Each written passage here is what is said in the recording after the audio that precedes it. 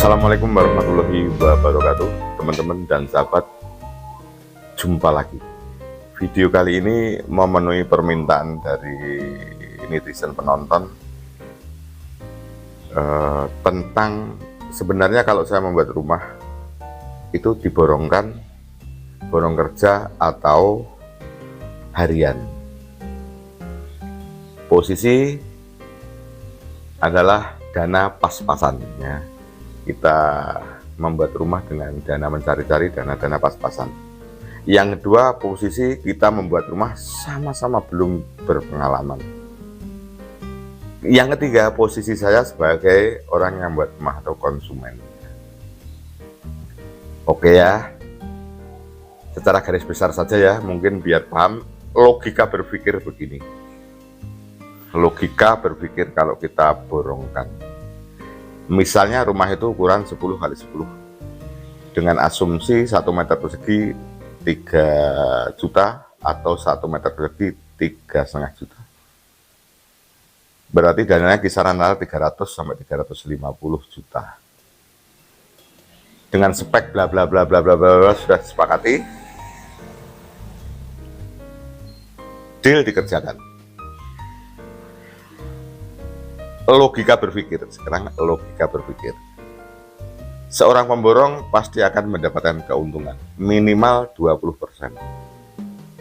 Jadi kalau anggaran itu 300, bagaimana caranya pemborong ingin mendapatkan uang 60 juta. Akhir sebuah cerita misalnya dikerjakan 3 bulan dapat keuntungan 60 juta. Kalau itu kita kerjakan harian, berarti kan uang 60 juta itu tidak kemana-mana, ikut digabungkan menjadi satu, bikin rumah itu menjadi lebih bagus. Kemudian kekurangan berikutnya yaitu yang dipasang di rumah Anda itu tukang yang seperti apa. Misalnya begini, pemborong itu ada beberapa proyek 1, 2, 3. Karena tahu kalau Anda adalah orang yang sangat awam, belum pernah membuat rumah, belum punya pengalaman. Yang satunya adalah miliknya pengusaha, yang satunya miliknya orang kaya. Ada kemungkinan tukang-tukang yang dikirim Anda lah tukang-tukang yang sangat biasa, skillnya biasa. Kemungkinan terjelek ya, seperti itu ya. Yang ketiga, namanya orang banyak dan banyak kejadian, rumah tidak selesai-selesai karena mendahulukan yang lain, kemudian belum selesai, dia akan mengatakan, Pak, saya bisa mengerjakan cukup sampai di sini karena sekarang bahan-bahan munda dan saya rugi. Saya ini sudah rugi, kalau memang mau diteruskan saya minta tambah, seperti ini. Kemungkinan yang berikutnya, belum selesai, orangnya tidak tanggung jawab. Banyak, ini saya membuat kanopi di atas itu dengan dana 25 juta, sudah saya bayar 20 juta, baru 30% orangnya tidak kembali. Orangnya tidak kembali. Makanya perlu saya sampaikan teman-teman ya.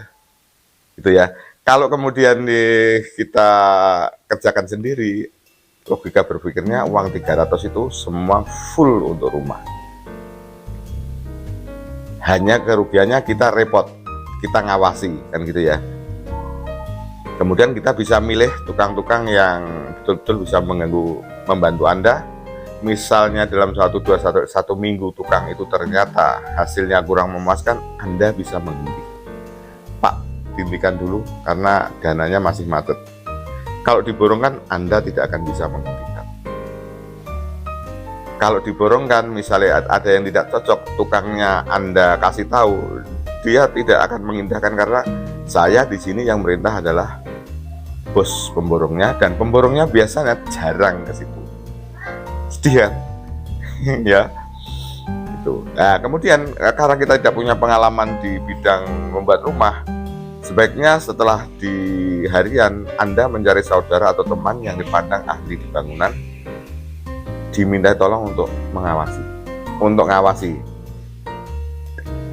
Anda ajak diskusi. Kalau diskusi Anda dengan teman saudara Anda jadi, akan mengabarkan pada tukang harus begini.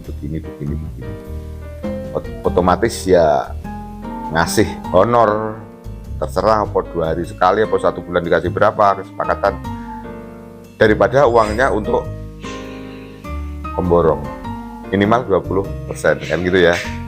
Dan itu kalau cara itu dilakukan bagus. Atau ada 4 pekerja, 2 tukang atau 5 kuli. Tukang yang anda ajak komunikasi tadi, yang pertama kali ajak pikir, misalnya katakanlah honornya 1 hari 125, Anda tambah, Pak, saya tambah 25.000 untuk Anda. Loh, untuk apa? Selain Anda jadi tukang di sini, Anda juga jadi pengawas. Tugasnya apa? Pagi briefing. Hari ini yang dikerjakan adalah ini. Kulinya, kamu setelah tugasmu setelah ngaduk luluh, mengantarkan pas longgar ngerjakan ini. Kemudian otomatis tukang yang tadi akan memberi contoh, berangkatnya tepat waktu, pulangnya juga tepat waktu. Rp25.000 katakanlah kali 1 bulan kan sekitar 750.000, tidak ada masalah untuk rumah. Begitu ya. Kemudian yang ketiga adalah kalau itu kita borong kerja. Jadi borong kerja itu semua material yang menyiapkan Anda, kemudian yang mengerjakan adalah pemborong kerja. Kemudian ada satu deal, satu komunikasi, misalnya rumah tipe 100 ya, mungkin 1 meter 600.000, berarti kan 60.000 kali 100 adalah 60 juta. Spek ditunjukkan, terjadi tawar-menawar harga, okelah terjadi seperti itu. Akhirnya dikerjakan. Keuntungannya, yang jelas Anda karena sudah diborong kerjakan, Anda tidak terlalu berpikir. Lagi-lagi, Anda adalah pemula, seorang yang baru membuat rumah, dan itu si pemborong tahu, paham, karena Anda tidak akan tahu secara detail masalah progres pembangunan rumah. Ya ada yang dikerjakan sesuai dengan kesepakatan, tetapi kemungkinan terjelek hampir sama dengan diborongkan. Kalau diborongkan itu ada kemungkinan speknya tidak sama, speknya dikurangi ya. Tapi kalau borong kerja biasanya mengerjakannya tergesa-gesa. Kemudian orang yang dipasang ke sana betul-betul orang yang profesional atau tidak. Kecenderungan yang pernah saya lakukan itu mengerjakannya itu ingin secepatnya. Contoh dikala pasang hebel, sudah saya katakan bahwa hebel yang untuk di tembok luar itu saya suruh lemnya itu, mortarnya itu penuh, sehingga nanti kalau hujan tembok itu belum diplester, airnya tidak masuk. Tetapi itu tidak didengarkan. Dia ingin cepat, cerit itu, akhirnya setelah hujan air masuk ke rumah. Hebel sebenarnya kedap air, tetapi karena begitu mudahnya cara mengaplikasikan, akhirnya hanya sedikit banyak lubang itu akhirnya kotor. Yang berikutnya, kalau kita instruksi, dia juga tidak mengindahkan karena merasa yang menyuruh bos itu adalah bosnya. Sedangkan model-model bosnya karena banyak pekerjaan, tempat Anda hanya digunakan untuk sambil lalu saja, penanggung jawabnya tidak pernah datang. Kalau Anda masih berpengalaman di rumah, bisa ngawasi. Kalau Anda tidak, ujung-ujungnya mungkin selesai dengan pekerjaan yang tidak sesuai dengan kesepakatan, atau di belakang dia mengatakan, ini pernah terjadi pada saya. satu hari lagi ini saya akhiri. Loh kenapa? Karena padahal pekerjaan untuk plester belakang, plester depan, pasang jeding, keramik jeding, kemudian pasang septic tank itu termasuk pekerjaan dia. Dia membuat alasannya mau macam-macam, dan alasan yang terakhir saya rugi, saya salah menghitung. Kalau sudah seperti itu, repot kan? Anda ditinggalkan seperti itu. Tidak semua seperti itu, tapi banyak yang terjadi seperti itu. Kasus-kasus ini terjadi karena yang memborongkan itu atau yang buat rumah orang-orang yang baru pemula. Dan kalau diborongkan, baik borong sepenuhnya ataupun borong kerja, paham, ini adalah orang yang belum paham membuat rumah. Akhirnya bisa terjadi seperti itu, dan banyak sekali.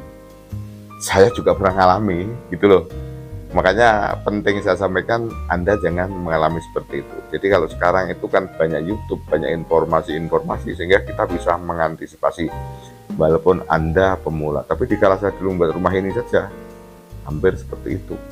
Akhirnya saya punya pengalaman untuk saya sampaikan pada teman-teman dan sahabat. Demikian teman-teman ya.